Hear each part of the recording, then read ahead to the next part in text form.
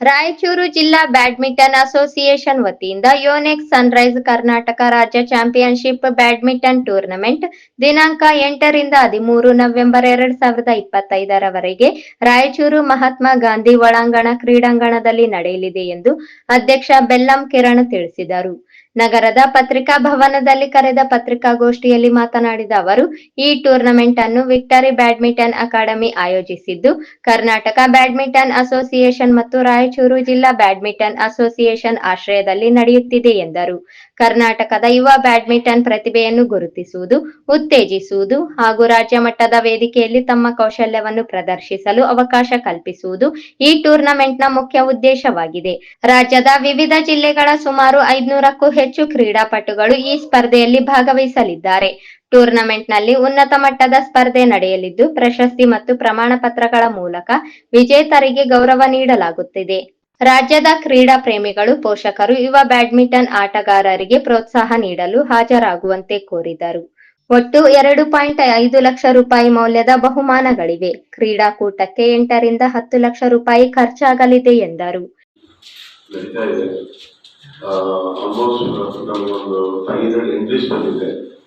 So every year ನಾವು ಮಾಡಿದ್ರೆ ಇದೇ ವರ್ಷಗಳು ನಮ್ಮ ರೈಚೂರಿಗೆ ಎನಿ ಟೈಮ್ ಟೂರ್ನಮೆಂಟ್ ಕೇಳಿದ್ರೆ ಫಸ್ಟ್ ಕೊಡ್ತಾರೆ. ಯಾಕಂದರೆ ನಮ್ಮ ರೈಚೂರಲ್ಲಿ ಒಂದು ಹಾಸ್ಪಿಟಲಿಟಿ ವೈಸ್ ಎಲ್ಲಿ ಅಡ್ವಾಂಟೇಜ್ ಕರ್ನಾಟಕದಲ್ಲಿ ಯಾರು ಮಾಡಲ್ಲ.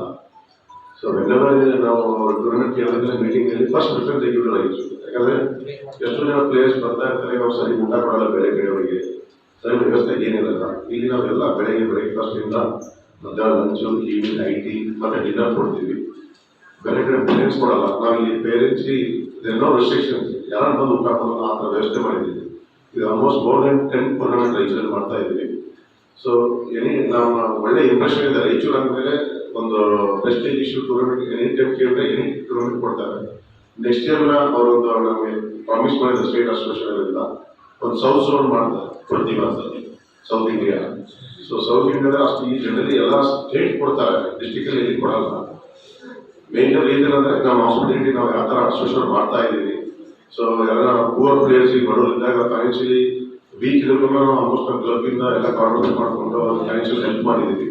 ಸೊ ಆ ರೀತಿಯಿಂದ ಎನಿ ಟೂರ್ನಮೆಂಟ್ ಕೇಳಿ ರೈಚೂರು ಮೊದಲು ಕೊಡ್ತಾ ಇರುತ್ತೆ. ಸೊ ಇದು ಆಲ್ಮೋಸ್ಟ್ ಈ ಟೂರ್ನಮೆಂಟ್ ಫ್ರಮ್ 8ರಿಂದ 13 ನಡೀತಾ ಇದೆ ಇದು. So category wise state singles ಇದೆ, ಡಬಲ್ಸ್ ಇದೆ, ವುಮೆನ್ಸ್ಗಿದೆ ಮತ್ತು ಸೊ ಇದು ನಾವು ಸ್ಟೇಟ್ ಅಸೋಸಿಯೇಷನ್ ನಾವು ಏನು ಮಾಡ್ತಾ ಇದ್ದೀವಿ ಅಂದರೆ ಡಿಸ್ಟ್ರಿಕ್ಟ್ ಅಸೋಸಿಯೇಷನ್ ರಿಕ್ವೆಸ್ಟ್ ಮಾಡಿ ನಾವು ಕೊಡಿದ್ದೀವಿ. First time Victory Badminton Academy ಏನು ಅರವಿಂದ್ ಅವ್ರು ಕೇಳಿದರೆ ಈಗ ನಾವು ಥರ ಮಾಡ್ತಾ ಇದ್ದೀವಿ, ಸ್ವಲ್ಪ ನಮಗೊಂದು ಅವಕಾಶ ಕೊಡಿ. ಯಾಕಂದರೆ ಪ್ರೊಫೆಷನ್ ಅದೇ ಇದ್ದೀವಿ. ನಮ್ಮ ಮೇಲೆ ಅಸೋಸಿಯೇಷನ್ ಮೀಟಿಂಗ್ ಅಮೃತವ್ರು ಅವ್ರು ಕೊಟ್ಟಿದ್ದೀವಿ ನಾವು.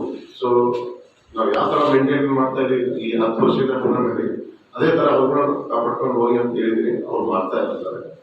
ಸೊ ಫರ್ದರ್ ಡೀಟೇಲ್ಸ್ ಈ ಟೂರ್ನಮೆಂಟ್ ಯಾವ ಥರ ನಡೆಸ್ತಾರೆ ಈ ಥರ ಟೂರ್ನಮೆಂಟ್ ತಂದುಕೊಟ್ಟು ಅದರಲ್ಲೂ ಭೇದ ಭಾವ ಇರಲಾರ್ದಂಗೆ ನಮಗೆ ಕಿರಣ್ ಅವರು ರಾಯಚೂರು ಅಸೋಸಿಯೇಷನ್ ಇಂದ ನಮ್ಮ ಅಕಾಡೆಮಿಗೆ ಟೂರ್ನಮೆಂಟ್ ಕೊಟ್ಟು ಇಷ್ಟು ದೊಡ್ಡ ಟೂರ್ನಮೆಂಟ್ ನಮ್ಮ ಕೈಯಲ್ಲಿ ಇಟ್ಟಿದ್ದಾರೆ.